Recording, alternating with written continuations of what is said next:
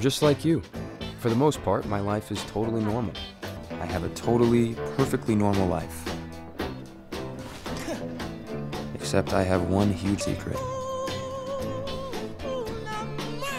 All right, I'm gonna start by putting the younger of you two, on the spot here, Who might okay? that be? All right, so here's the All thing. right, Greg, questions for you.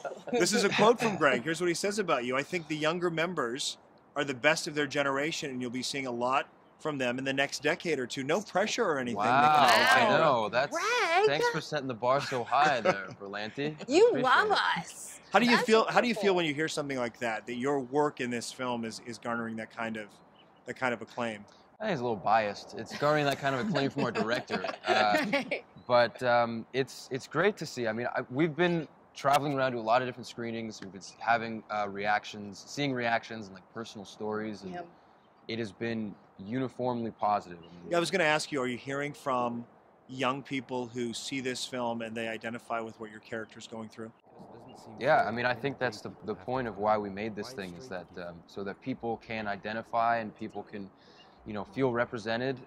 We've seen a lot on Twitter as well. There's like personal stories, people reaching out and saying that the movie meant a lot to them, and that's been very validating, very cool. Because it's not just the Simon character. I think that this movie can be a blueprint for how friends can handle situations like this and be supportive, how parents can. I shouldn't have missed it. Hey, no, Ted. All the stupid jokes. I know you didn't mean them. I just want you to know that I love you. I wouldn't change anything about you. Hey, stop crying. I'm trying. I'm trying. Oh, God. Come here.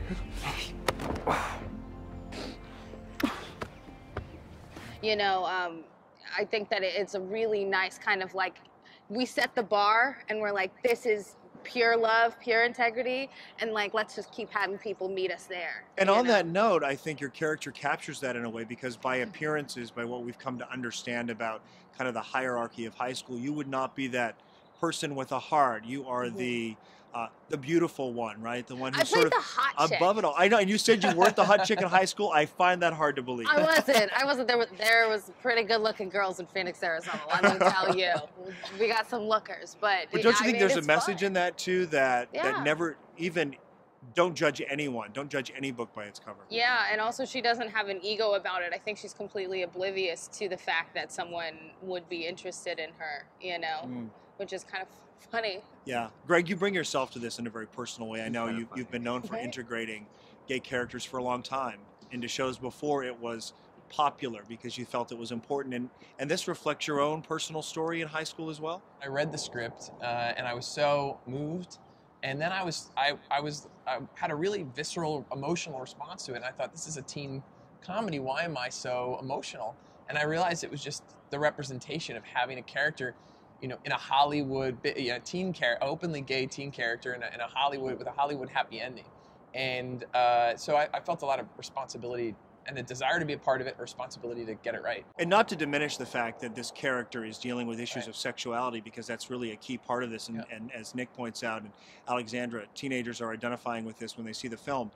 But it I think resonates because it's about more than that, right? Absolutely. It's for everyone. And wherever we have gone, people of all ages, straight, gay, they're cheering on Simon's happy ending. Because everyone's trying to find themselves in high school and identify and try to figure out who they are. Yeah, absolutely. When I first read the script, it kind of felt like the missing John Hughes movie that I didn't see growing up, and it really was. We tried in our own way to make it an homage to a lot of those 80s kind of teen coming-of-age films, age films, because I felt like they really kind of were larger than Well, I life. felt that way about the Broken Hearts Club in a way.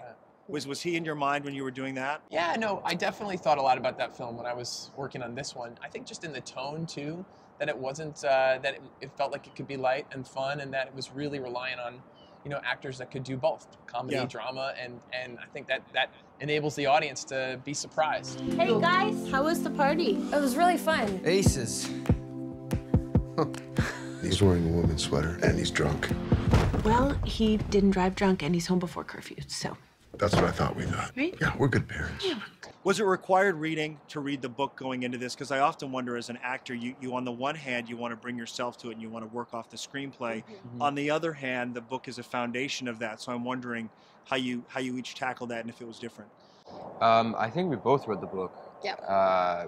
But I read the script first, obviously. That was my first introduction to these characters and this story. And then I think the book just sort of helped color that in a little bit more. Yeah. And get some better, just a better understanding of these characters. I think Becky really was great at making these people, people kind of three-dimensional, especially in the book. And it's remarkable to me that a straight woman, a relatively young woman, but a straight woman, has written a story about a gay teenager, Nick's character, Simon.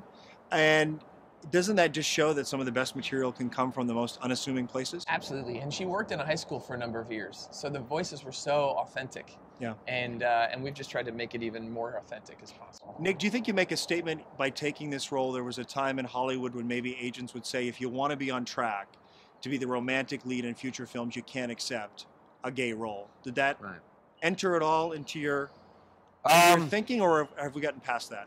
I think that, it was a conversation at some point, but I do think that we've sort of gotten past that as a community. I think that now more than ever is just a time of sort of acceptance and tolerance. I think this generation in particular is just questioning their identity and their sort of self, where they fit in the world more than ever, and it just makes for just an open, it's a conversation. And we should say humor goes a long way as well. Exactly. 100%. Yes. Yeah.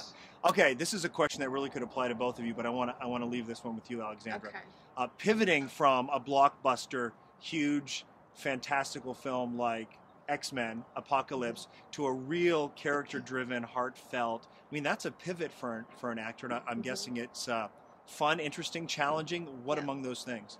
Well, when I choose roles, it's never for like, oh, is this gonna be a huge blockbuster? Is this gonna be that popcorn movie? But then ultimately, when you're doing things like Jurassic Park or X-Men or Flash, that's where people go, and that's where the fans really do show out. But when it comes to movies like Love, Simon, I like to compare it to food because I compare everything to food. So I'm just going to use my food analogy because I love food. Big blockbuster movies are like going out for a really nice, fancy dinner. It makes you feel really good about yourself. You get to treat yourself to something really exciting and really fun.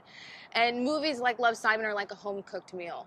And it gives you just that much more of the warm and fuzzy. It gives you the familiar, nostalgic yumminess that you're looking for, but it also is really nice to sit at home and be around the ones you love and to kind of have that feeling. So nice analogy. Thank you. It's like, do I want to go and get a nice Ruth Chris steak, or do I want to have some of my mom's meatloaf? And the 3D IMAX theater, like the nice dinner, will leave you broke. It will, but it'll leave you satisfied. Yeah, for a couple days at least. Yeah, at least. Guys, thank you. Thank you so much. Nice to see you. Yeah.